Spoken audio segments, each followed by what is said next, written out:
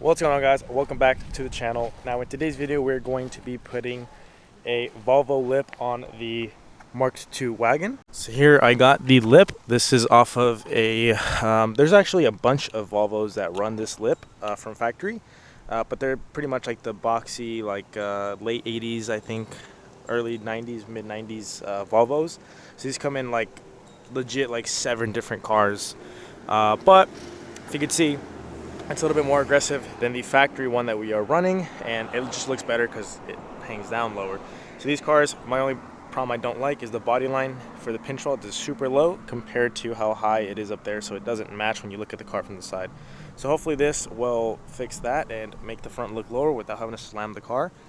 And it's also one of it's like an OEM plastic, so it should be super durable. It's not fiberglass, it's not a hard plastic, it's a super flexible plastic, as you can see right there. Like this thing is going to be able to take a beating, so this should go on pretty easily. I'm gonna try and reuse as much as the factory hardware as possible. All right, so this is a factory 2-piece lip. This part goes over this part. From the looks of it, it's just a couple of 10mm screws. I'm hoping I can just reuse some of these holes, that way I don't have to drill new holes. But if we have to, then we will. But it seems like it's fairly simple. This car is pretty clean for being an import. Like this right here is probably the worst on the whole entire car. Like literally, you can see.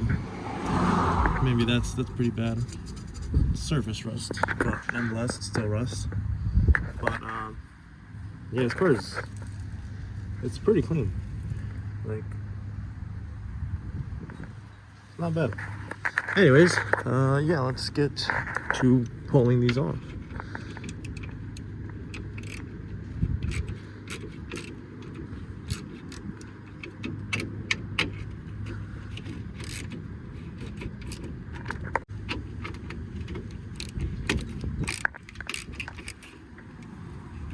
Alright, well here we got the OEM front lip off. Now we're gonna see how this fits.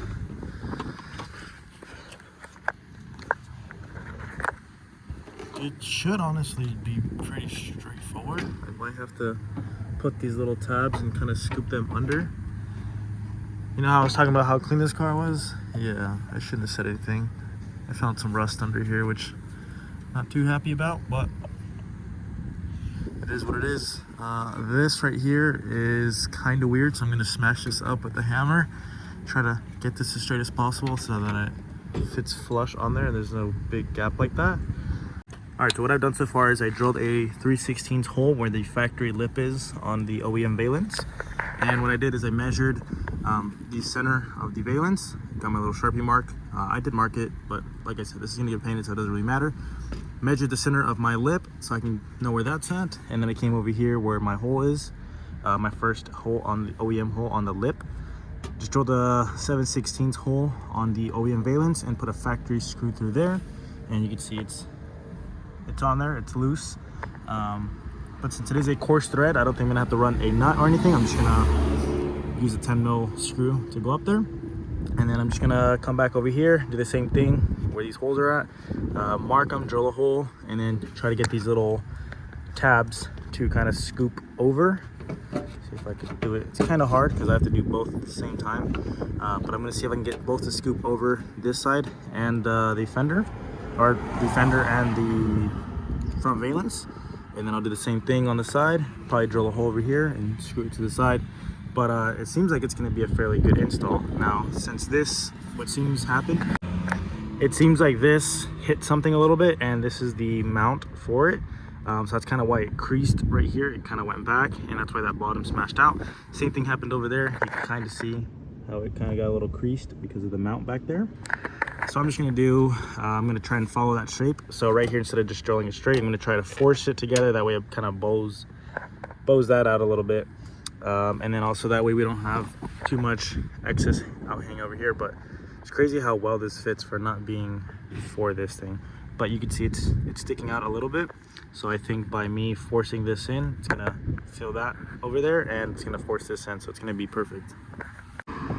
All right, this is how it's looking. So I got that screw in there. I loosened it back up because it started to crack. That side it's already cracked, so it leads me to believe that this is some sort of weak spot.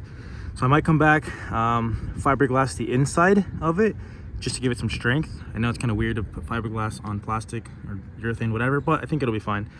The lip on that side is not connected. You can see it's just hanging. That's why this side is a little rough, but when that side picks up, this side bulges out. In here I have no fasteners at all. I was gonna put some, but that little lip on top, I would have to cut that off in order to use that, because it's the thickest part on the top of the lip.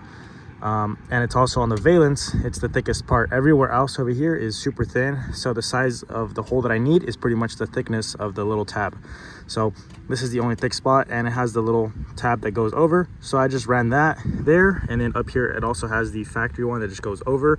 And then right here I have a little screw, so I used the factory hole. There's two holes right here. I used one of the factory holes, the one that goes to the fender brace, and I drilled a hole on the lip, and then it screwed that up.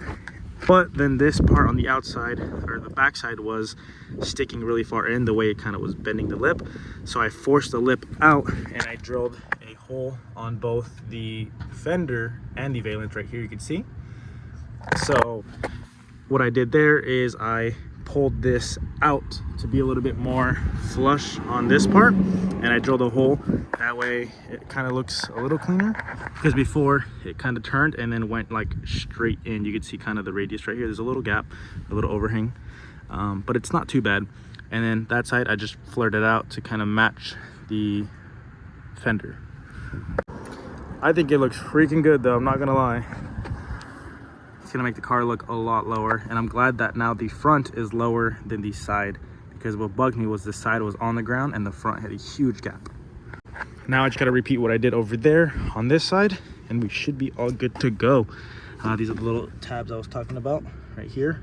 Yeah, I drilled my hole where it's supposed to mount, about, I'd say, a 1/4 inch farther back than it should be. That way I can kind of force it forward and have it go in to bring this little front part out. Also, this little tab in here, it's kind of hard to see, but there's also a little recess up there. You can see, right? See the vertical part? So it was hitting on the back of that. It was hitting on this little tab up here. So you kind of have to go push it down to get under that, and then up and over this flat spot. And that'll get it to come all the way out, and it'll hold it super nice and tight right there. And then now I just squeeze that forward, and there we go. It's a little better now.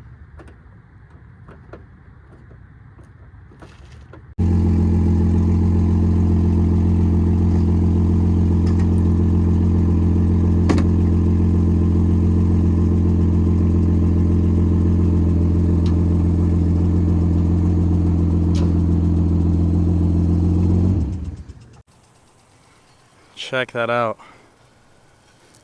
Heck yeah, that lip made a huge difference. It's crazy because it's scraped on these little tiny ramps. Like, they're not even tall at all, and it's scraped on them. So hopefully I can make this lip last. But the good thing is it looks like it's pretty flexible, so that's good. And it fits really, really good. It does overhang the slightest bit, if you can see right here. Now if you stand back, you can't tell. It looks kind of like a, if you don't know, you don't know type deal. You can see it overhangs on this side. This side is a little worse because of that little gap back there. I moved it back a 1/4 inch. Probably should have done a little bit more. And I could still drill those holes back and then scoot it forward. But I think drilling too much holes is going to make it weak. So I'd rather just leave it like this. Plus if I break this lip or something and I get another one, then I'll do it on that one. But I think I'm just going to leave it like this. It's not too big of an eyesore, and if I feel that it bugs me, I'll just cut this backside off and then cap it and just plastic weld it. But yeah, that's pretty good. It's about 2.5 fingers, I guess, off the ground. It's pretty good, considering for how low it is. I've been driving it like this for about, I'd say probably about a month now. And I can go up my super steep driveway. I've driven on the freeway. I've hit a lot of stuff with it, and it's still holding on pretty good. I haven't really seen any stress cracks or anything going on. On the middle, since there's nothing being held, the middle was kind of sagging a little, so I just put 2 zip ties to kind of hold it up a little bit. But yeah, the lip made a huge difference, and it's super durable. That's the thing that blows my mind, is how much I drag and how much it folds. Coming into my driveway, the whole side pretty much folds under the car, the front folds back, and it still looks like you wouldn't think that would happen. Yeah, I hope you guys found this video useful. If you guys have any questions on how to install the lip or anything else in the car, put it down in the comment section below and I'll try to answer them to the best of my ability. But with that being said, I'll catch you guys in the next one. Later, guys.